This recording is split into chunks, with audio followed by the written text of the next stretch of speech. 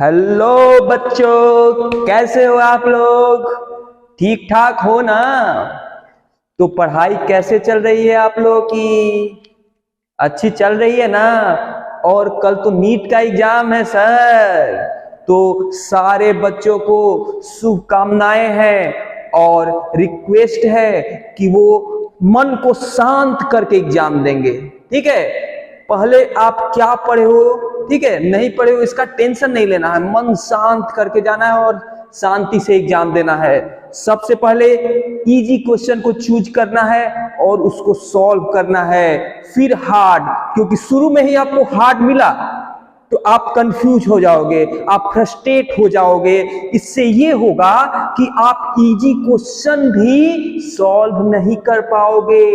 इसीलिए जो कल एग्जाम देने वाले हैं या जो आगे अगले साल एग्जाम देंगे, उनसे सबसे रिक्वेस्ट है कि पढ़ाई भी करें तो दिमाग को शांत रख के करें।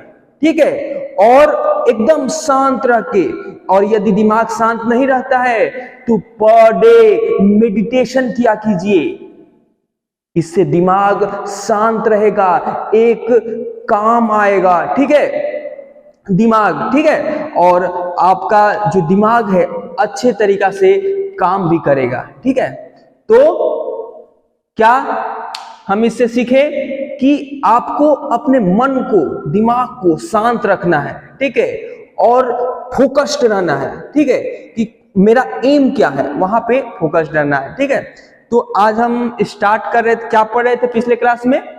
पिछले क्लास में हम पढ़ रहे थे इलेक्ट्रिक फील्ड इंटेंसिटी।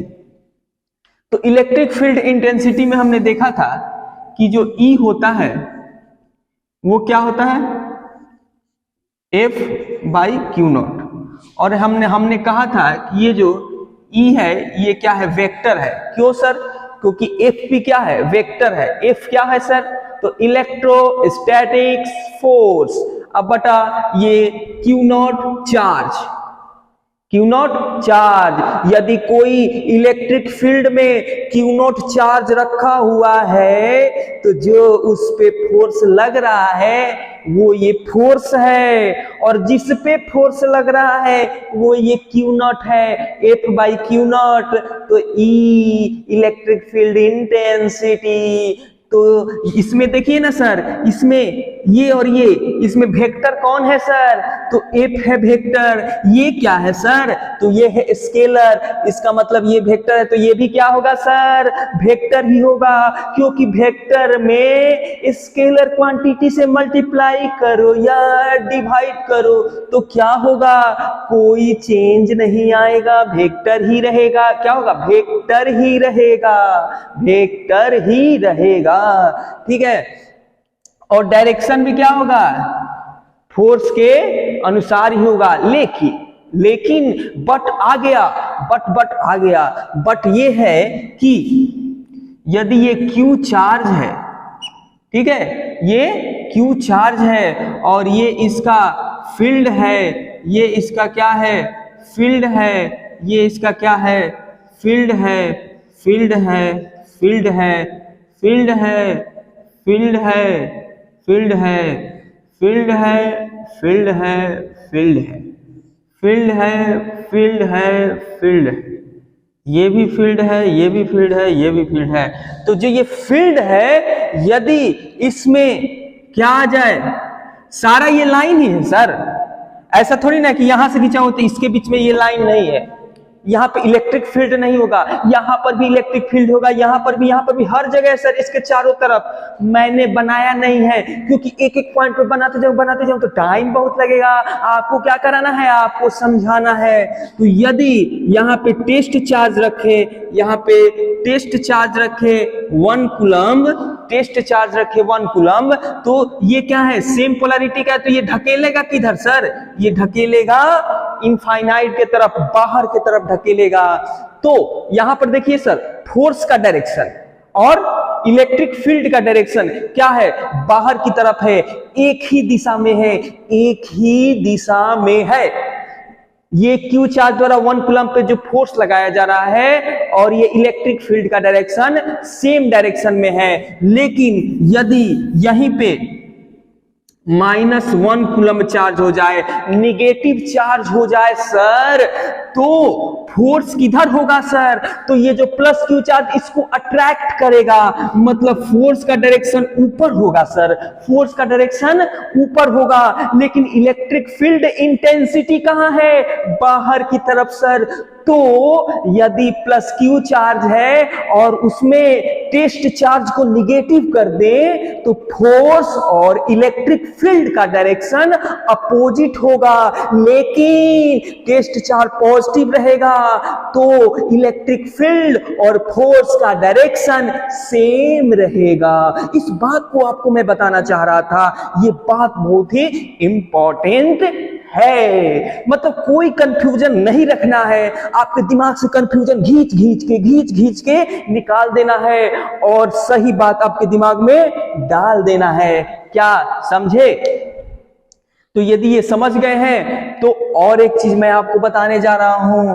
क्या बताने जा रहे हैं सर? डायरेक्शन में कोई दिक्कत है बच्चा? बता दो। यदि दिक्कत है तो बता दो, फिर से बताऊंगा, 1000 बार बताऊंगा, आपको बताते रहूंगा। ठीक है।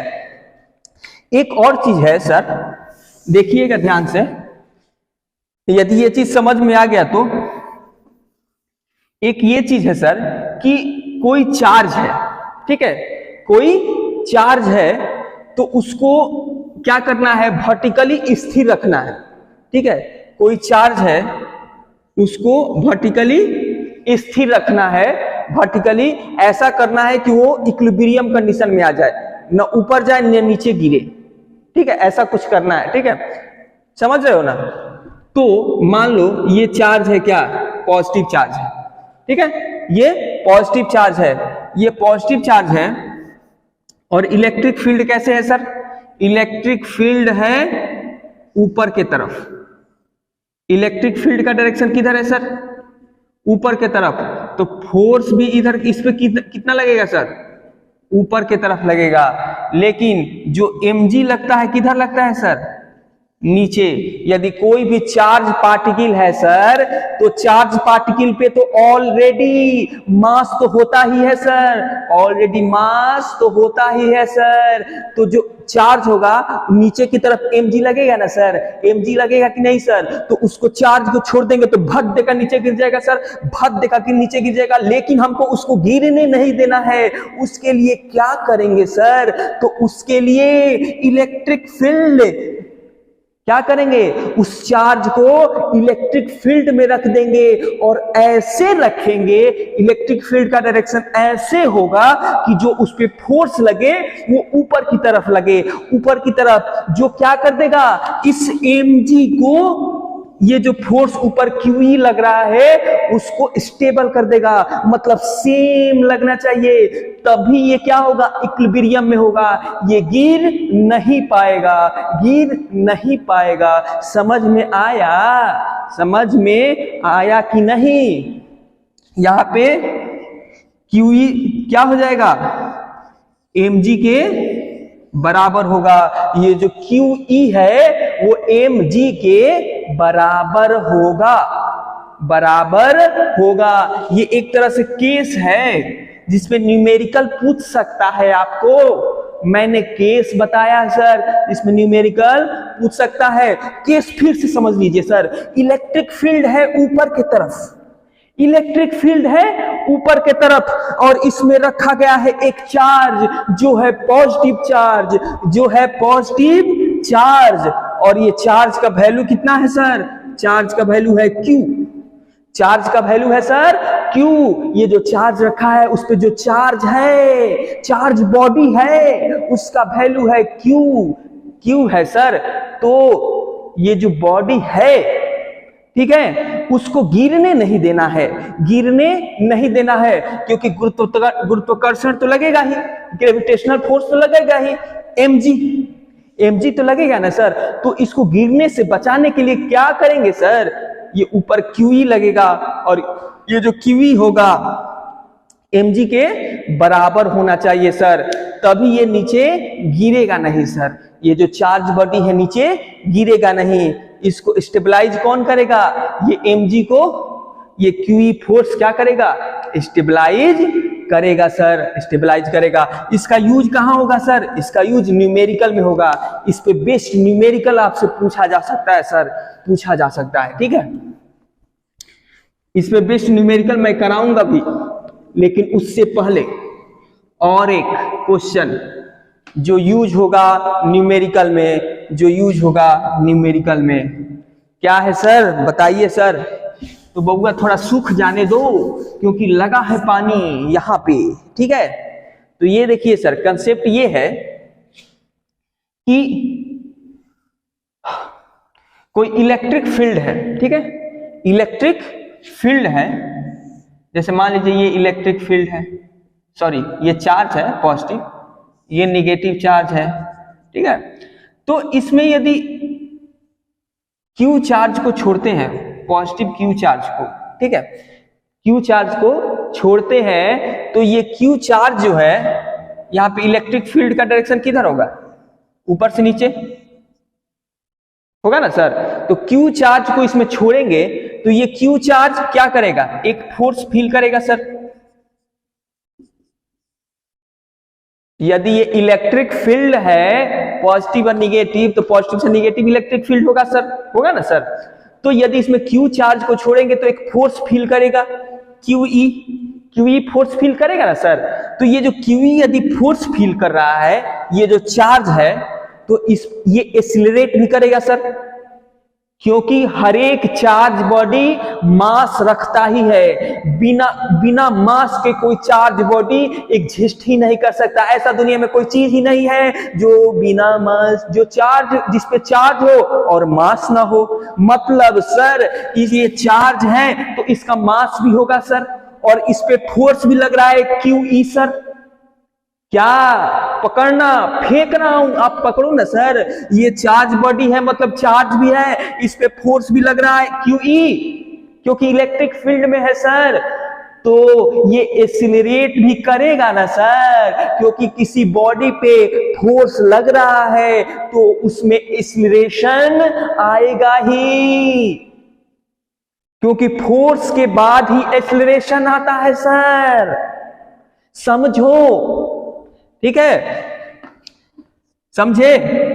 तो इसका मतलब ये हुआ सर कि जो इस बॉडी का एक्सेलरेशन होगा, ठीक है, क्या होगा? एक्सेलरेशन वो क्या हो जाएगा सर? F/m। m क्या है सर? ये चार्ज बॉडी का मास, तो ये क्या हो जाएगा सर? QE/m। QE/m, ये m क्या है सर? m जो है मास ऑफ चार्ज बॉडी, क्या है sir? Mass of charge body है, ठीक है। तो ये दो केस मैंने लिखवाया, ये दोनों केस पे आपका न्यूमेरिकल बनेगा सर। ये दोनों केस पे, ये एक्सेलरेशन वाला केस, ये इक्विलिब्रियम वाला केस, दोनों केस में न्यूमेरिकल बनेगा सर। और नेक्स्ट वीडियो में मैं इन दोनों केस पे न्यूमेरिकल कराऊंगा सर। आप मेरा इंतजार करिएगा, आपके लिए सब कुछ न्यौछावर है मेरा। आपको हर वो कंसेप्ट को क्लियर करूंगा जो आपके मन में कहीं ना कहीं प्रॉब्लम के रूप में है। तो टेंशन नहीं लेने का, क्योंकि हम हैं यहां और हम आपका प्रॉब्लम को करेंगे दूर। Thank you.